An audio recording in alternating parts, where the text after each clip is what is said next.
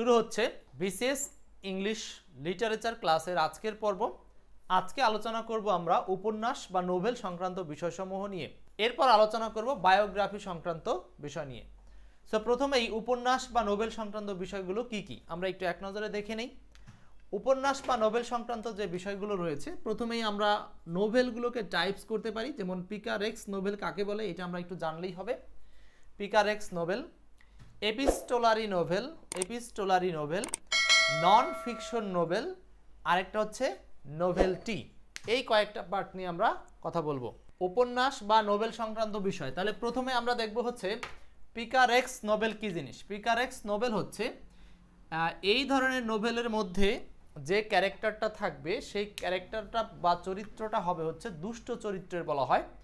দুষ্ট চরিত্র মানে হলো ভবঘুরে বা লম্পট বা যেখানে নেগেটিভিটি বেশি, সেই ধরনের নায়ক ক্যারেক্টার কি বলা হচ্ছে পিকারেক্স নোভেল। তো পিকারেক্স নোভেল আছে অনেকগুলো, আমরা এখান থেকে একটা উদাহরণ দেখে নিচ্ছি। যেমন হেনরি ফিল্ডিংয়ের একটা পিকারেক্স নোভেল হচ্ছে টম জোন্স।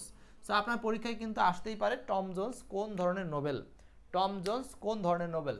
এটা হচ্ছে পিকারেক্স নোভেল। এটা কোন নোভেল বলেন? এটা হলো একটা পিকারেক্স নোভেল। ওকে, এখানে একটা ইংলিশ ডেফিনেশন দেওয়া আছে, সেটা হলো where depicts the adventures or a rascal or roguish hero who lives by his wits in a corrupt society. অর্থাৎ কারাপ্ট সোসাইটিতে বসবাস করে এমন একজন নায়ক যে হচ্ছে ভবঘুরে বা দুষ্ট চরিত্রের অভিনয় করে থাকে বা মধ্যে থাকে, সে হচ্ছে ওই চরিত্রের উপন্যাসকে বলা হচ্ছে পিকারেক্স নোভেল বা পিকারেক্স উপন্যাস। সো এরকম আমরা একটা উদাহরণ এখানে দিয়েছি, হেনরি ফিল্ডিংয়ের হচ্ছে টম জোন্স। ওকে, এখন দেখবো এপিস্টোলারি নোভেল কি। এপিস্টোলারি নোভেলের বাংলাটা হচ্ছে পত্র উপন্যাস। যে উপন্যাসটা পত্র আকারে লেখা হয় সেটা হচ্ছে এপিস্টোলারি নোভেল। আচ্ছা, সো এখানে আমরা তাহলে পত্র উপন্যাস বা এপিস্টোলারি বা পত্র উপন্যাস হচ্ছে যে উপন্যাসটা পত্র আকারে লেখা হয়। এখান থেকে একটা উদাহরণ নিচ্ছি, স্যামুয়েল রিচার্ডসনের পত্র উপন্যাস হচ্ছে পামেলা। এরপর দেখেন আরেকটা হচ্ছে নন ফিকশন নোভেল কোনগুলো? যেই নোভেলগুলোতে মানুষের কল্পকাহিনী থাকবে না, বরং বাস্তব জীবনের ঘটনাগুলো উঠে আসবে, সেই ধরনের উপন্যাসকে বলা হচ্ছে নন ফিকশন নোভেল। যেমন কোনো ব্যক্তি বা জনগোষ্ঠীর প্রকৃত ঘটনা, গল্প বা চরিত্র নিয়ে যে উপন্যাস রচিত হয় সেটার নাম হচ্ছে নন ফিকশন নোভেল। এরপর আছে নোভেলটি। নোভেলের আরেকটা ক্যাটাগরি হচ্ছে নোভেলটি এটা হচ্ছে ছোট আকারের উপন্যাস। নোভেলটির সংজ্ঞাটা হচ্ছে 30 থেকে 40,000 ওয়ার্ড যুক্ত যে নোভেল থাকবে সেটার নামই হচ্ছে নোভেলটি বা ক্ষুদ্র আকারের উপন্যাস। সো নোভেলটি, তাহলে আমরা নোভেলের কয়েকটা পার্ট দেখলাম, পিকারেক্স নোভেল, এপিস্টোলারি নোভেল, তারপরে নোভেলটি। আচ্ছা, এরপরে আমরা আরেকটা দেখেছিলাম নন ফিকশন নোভেল। সো এই 4 ধরনের নোভেল থেকে আমাদের কি কি কোশ্চেন হয়, কয়েকটা কোশ্চেন একটু দেখে নিচ্ছি। আচ্ছা, এখান থেকে আরেকটা প্রশ্ন, সেটা হচ্ছে নোভেলটির মধ্যে একটা উদাহরণ জোসেফ কনরাডের হার্ট অফ ডার্কনেস এবং জর্জ অরওয়েলের অ্যানিম্যাল ফার্ম। এই দুইটা হচ্ছে আপনার নোভেলটি বা ছোট উপন্যাস। তো জোসেফ কনরাড আর একটা হচ্ছে জর্জ অরওয়েল, এই দুইজনের দুইটা উপন্যাস হচ্ছে হার্ট অফ ডার্কনেস আর একটা হচ্ছে অ্যানিম্যাল ফার্ম। এইগুলো হচ্ছে শর্ট উপন্যাস। কয়েকটা উদাহরণ দেখি, যেমন 1 নম্বর উদাহরণটা পড়েন। 1 নম্বরে বলা আছে who wrote the picaresque novel title Tom Jones. Tom Jones নামে যে পিকারেক্স নোভেল, এই নোভেলটা কে লিখেছেন?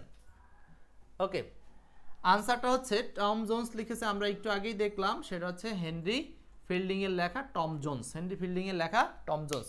এগুলো কার কোনটা লেখা, এই সাহিত্যগুলো মনে রাখার জন্য আপনারা কিন্তু এই এক্সপার্ট লিটারেচার বইটা দেখতে পারেন। এখানে সবগুলো গল্প আকারে মনে করার সূত্র আকারে দেওয়া আছে, পাবেন আপনারা। ওকে, তাহলে একের আনসার কি বলেন? একের আনসার হচ্ছে হেনরি ফিল্ডিং। 2 নাম্বার প্রশ্ন হলো এ নোভেলা ইজ এ নোভেল। নোভেলা বা নোভেলটি একই কথা। নোভেলা বা নোভেলটি হচ্ছে শর্ট বা সংক্ষিপ্ত আকারের যে উপন্যাস, সেটাকেই বলা হচ্ছে নোভেলা বা নোভেলটি। এটার আনসার হচ্ছে কি বলেন তো? এটার আনসার কে বলতে পারবেন? আনসারটা হচ্ছে short. A নোভেলা is a short novel. নোভেলা হচ্ছে সংক্ষিপ্ত নোভেল বা ছোট আকারের যে উপন্যাস, সেটার নাম হচ্ছে novella. 3 number, a novel in the form of letters is called. এখানে আরেকটা বিশেষ বৈশিষ্ট্য কথা এখানে উল্লেখ করে দিয়েছে, যে উপন্যাসটা in the form of letter, মানে এটা বলছে কি চিঠি আকারে যে উপন্যাসটা লেখা হয়, a novel in the form of letters, মানে চিঠির আকারে যে উপন্যাসটা লেখা হয় সেটার নাম কি? সেটার নাম হচ্ছে ইপিস্টোলারি নোভেল বা পত্র উপন্যাস, যেটাকে বলা হয় পত্র উপন্যাস। লেটারের সাহায্যে যেটা লেখা হয়, চিঠির সিস্টেমে লেখা হয়, সেটা হলো কোন ধরনের উপন্যাস? ইপিস্টোলারি নোভেল বা পত্র উপন্যাস। 4 number, the first English novel Pamela has been written by. Pamela কার দ্বারা লেখা, কার লেখা বা কে লিখেছে? The first English novel Pamela, Pamela কে লিখেছে? পামেলা লিখেছে হচ্ছে স্যামুয়েল রিচার্ডসন। পামেলা কে লিখেছে বলেন? Samuel Richardson. আনসার হচ্ছে সি, পামেলা উপন্যাসটি লিখেছে স্যামুয়েল রিচার্ডসন। ওকে, এরপর আমরা হচ্ছে তাহলে আমরা উপন্যাস সংক্রান্ত 4টা বিষয় অলরেডি জেনে নিলাম। তাহলে উপন্যাস আমরা 4 ক্যাটাগরি শিখেছি, পিকারেক্স নোবেল, নন ফিকশন নোবেল, আরেকটা হচ্ছে আপনার নোভেলটি, ছোট নোবেলকে বলা হচ্ছে নোভেলটি, আরেকটা হলো ইপিস্টোলারি নোভেল। হ্যাঁ, তো এই মোট 4 প্রকার নোভেল আমরা দেখে নিলাম। এখন আসেন বায়োগ্রাফি বা জীবন সংক্রান্ত বিষয়। বায়োগ্রাফি বা জীবন সংক্রান্ত বিষয় বা জীবনী সংক্রান্ত কিছু সাহিত্য আছে যাদের ভিন্ন ভিন্ন নাম হতে পারে। এখন আমরা দেখব বায়োগ্রাফি বা জীবনী সংক্রান্ত বিষয়গুলো কি কি নামে লেখা হয়, কোন কোন ধরনের সাহিত্য। যেমন প্রথমটা হচ্ছে আমরা দেখব বায়োগ্রাফি কি জিনিস।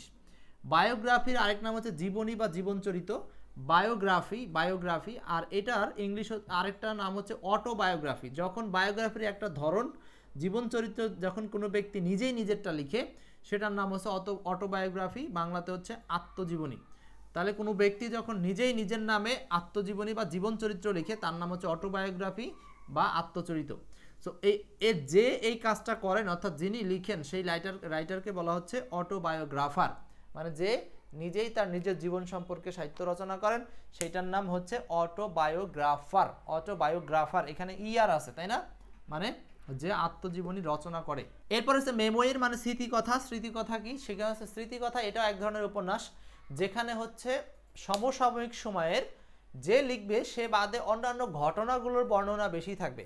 অর্থাৎ মেমোইর মানে স্মৃতিকথা, মানে হচ্ছে এখানে অন্যান্য পারিপার্শ্বিক ঘটনা বা অন্য কোনো ক্যারেক্টারের বিষয়গুলো যখন বেশিরভাগ তার মনে পড়বে, সেখানে ব্যক্তি জীবনের চেয়ে পারিপার্শ্বিক জীবনটাকে বেশি প্রাধান্য দেওয়া হয়, সেটার নাম হচ্ছে স্মৃতিকথা বা মেমোইর। স্মৃতিকথা বা মেমোইর। তাহলে আত্মজীবনী আর স্মৃতিকথা বা মেমোইরের মধ্যে পার্থক্য কিন্তু ক্লিয়ার। আত্মজীবনী যেখানে নিজের ব্যক্তিগত জীবন সম্পর্কে বেশি উল্লেখ থাকবে, আর মেমোইর স্মৃতিকথা হচ্ছে ওই সময়কালে বা কোনো ঘটনার বিস্তারিত বিবরণ থাকবে, ব্যক্তিগত জীবন বাদেও অন্যান্য পারিপার্শ্বিক বিষয়গুলো বেশি থাকবে। এরপর আসি বায়োপিক। বায়োপিক কি জিনিস? বায়োপিক হচ্ছে, এটা হচ্ছে সিনেমা তৈরি করতে ইউজ হয়। বায়োপিক, বায়োপিক হচ্ছে কোনো বিশেষ ব্যক্তি বা গুরুত্বপূর্ণ ব্যক্তির জীবনীকে কেন্দ্র করে যে সিনেমা তৈরি করা হয়, বা তার জীবনীকে স্মরণ করার জন্য, জাতির সামনে প্রদর্শন করার জন্য যে সিনেমা তৈরি করা, তার নাম হচ্ছে বায়োপিক।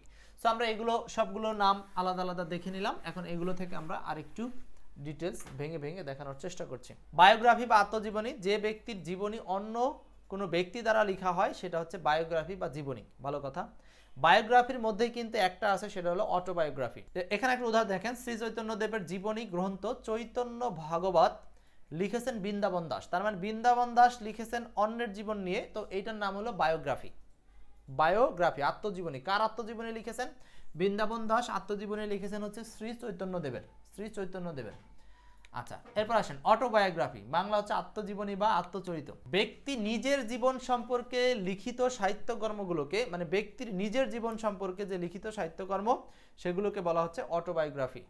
অটোবায়োগ্রাফি অর্থাৎ এটি দ্বারা সাহিত্যকর্ম, স্টোরি বা বইকে বোঝায়। পিবি শেলি লিখছে যেমন অটোবায়োগ্রাফির মধ্যে অ্যালাস্টার এবং দ্য স্পিরিট অফ সলিটিউড, এই দুইটা। পিবি শেলির আত্মজীবনী হচ্ছে অ্যালাস্টার, আরেকটা হচ্ছে দ্য স্পিরিট অফ সলিটিউড। পরীক্ষার হলে এটা আসতে পারে। আচ্ছা, তারপর হচ্ছে জসীমউদ্দিনের আরেকটা আছে জীবন কথা। এগুলো সব হচ্ছে অটোবায়োগ্রাফি, অটোবায়োগ্রাফির মধ্যে পড়বে। অটোবায়োগ্রাফার, যে ব্যক্তি তার নিজের জীবনের চরিত্র নিয়ে নিজেই লিখেন, তিনি হচ্ছে অটোবায়োগ্রাফার।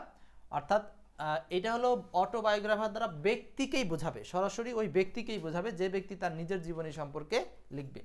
ইংলিশ সংখ্যাটা দেখে নেন, বারবার এই সংখ্যা থেকে আসে। When a writer writes the story of his own life, যখন সে তার নিজের জীবন সম্পর্কে লিখে, is called autobiography। আচ্ছা, এরপর আসি মেমোয়ের, মানে স্মৃতিকথা। স্মৃতিকথা এটা একটু পড়েন, যদিও আমরা সংক্ষেপে বলেছি। মেমোইর হচ্ছে ব্যক্তির জীবদ্দশায় অর্জিত অভিজ্ঞতা ও স্মৃতিকথনকে প্রাধান্য দিয়ে ওই ব্যক্তি কর্তৃক যে সাহিত্যকর্ম লেখা হয় তার নাম হচ্ছে মেমোইর।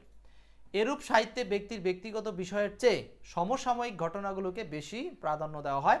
যেমন জসীমউদ্দীনের স্মৃতিকথামূলক গ্রন্থ যাদের দেখেছি ঠাকুরবাড়ির আঙিনায়, যাদের দেখেছি ঠাকুরবাড়ির আঙিনায়, এইগুলো সব হলো জসীমউদ্দীনের স্মৃতিকথামূলক, যেখানে তার ব্যক্তিগত জীবনের চেয়ে অন্যান্য বিষয়গুলোকে বেশি প্রাধান্য দিয়ে উপন্যাস লেখা হয়েছে। তো এই জন্য মেমোইর আর অটোবায়োগ্রাফি, বায়োগ্রাফি এগুলোর পার্থক্য আপনারা আজকে জেনে নিলেন। আচ্ছা, মেমোইর তাহলে এক ধরনের অটোবায়োগ্রাফির মধ্যেই পড়বে, মেমোইর এক ধরনের অটোবায়োগ্রাফির মধ্যেই পড়বে। বায়োপিক, বিখ্যাত ব্যক্তির জীবনী বা চলচ্চিত্র নিয়ে যে সিনেমা, সেটার নাম বায়োপিক। রিসেন্টলি বাংলাদেশে বায়োপিক হয়েছে, সেটা হলো বঙ্গবন্ধুকে নিয়ে, প্রথম প্রকাশিত হতে যাচ্ছে। এখানে অভিনয় করেছেন আরফিন শুভ। বায়োগ্রাফি, অটোবায়োগ্রাফি, তারপর মেমোইর, তারপর বায়োপিক, এইগুলো নিয়ে আমরা আলোচনা করলাম। এখন এখান থেকে কিছু এমসিকিউ দেখে নিচ্ছি।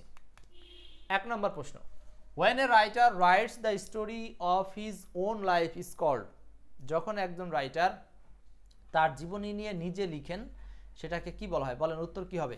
উত্তর কি হবে? বিনোদন বাসার। when a writer writes the story of his own life, যখন একজন রাইটার তার জীবনী নিয়ে নিজেই লিখে সেটার নাম হলো অটোবায়োগ্রাফি, মানে আনসারটা হচ্ছে 1 নম্বর। 2, which composition emphasize on author's witness and experience rather than his her own personality of life? কি হবে answer? which composition emphasize on, which composition emphasize on author's witness, মানে যেটা অথর্সের ব্যক্তিগত সাক্ষী বলতে অথর্সের সমসাময়িক কালের বিষয় এবং এক্সপেরিয়েন্স দিয়ে লেখা হয়, rather than his own personality, মানে তার ব্যক্তিগত জীবন বাদে অন্যান্য বিষয় নিয়ে লেখা হয়, বেশিরভাগ প্রাধান্য দেওয়া হয়, সেটার নাম হচ্ছে মেমোইর। আনসার হচ্ছে 4, সেটার নাম কি বলেন? মেমোইর। 2 নম্বর। 3 নম্বর প্রশ্ন আনসার কি হবে? 3, if Socrates had written the events of his life, যদি সক্রেটিস had written মানে লিখতো the events of his life, তার জীবনের ঘটনাগুলো, this would have been called, এটাকে ডাকা হতো, এটাকে কি নামে ডাকা হতো?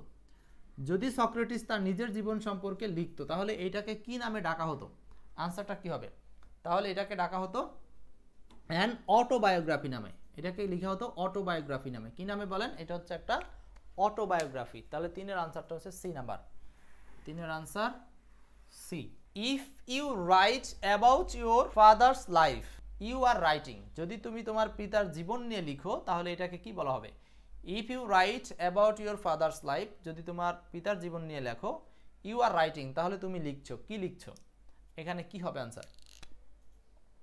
4 নম্বরে আনসারটা হচ্ছে লিখলো একজন কিন্তু আরেকজনের জীবনী সম্পর্কে, তাহলে এটার নাম হচ্ছে বায়োগ্রাফি। 4 এর আনসারটা সি নাম্বার, বায়োগ্রাফি মানে জীবনী, জীবনী সাহিত্য। আত্মজীবনীর মধ্যে একটা হলো জীবনী, বা আপনি আত্মজীবনী বললে নিজেই নিজেরটা লেখে, সেটা হলো অটোবায়োগ্রাফি, কিন্তু নিজে লিখেছে বাট আরেকজনেরটা, বাবারটা লিখেছে, অতএব এইটাকে হচ্ছে বায়োগ্রাফি বলা হবে। সো 4 এর আনসারটা হচ্ছে সি নাম্বার। মোটামুটি আমরা এই পার্টে বায়োগ্রাফি সংক্রান্ত বা জীবনী চরিত্র সম্পর্কে যে কয়েকটি আলাদা আলাদা নাম আছে সেগুলো সম্পর্কে ছোট্ট একটু ক্লাসে জেনে নিলাম।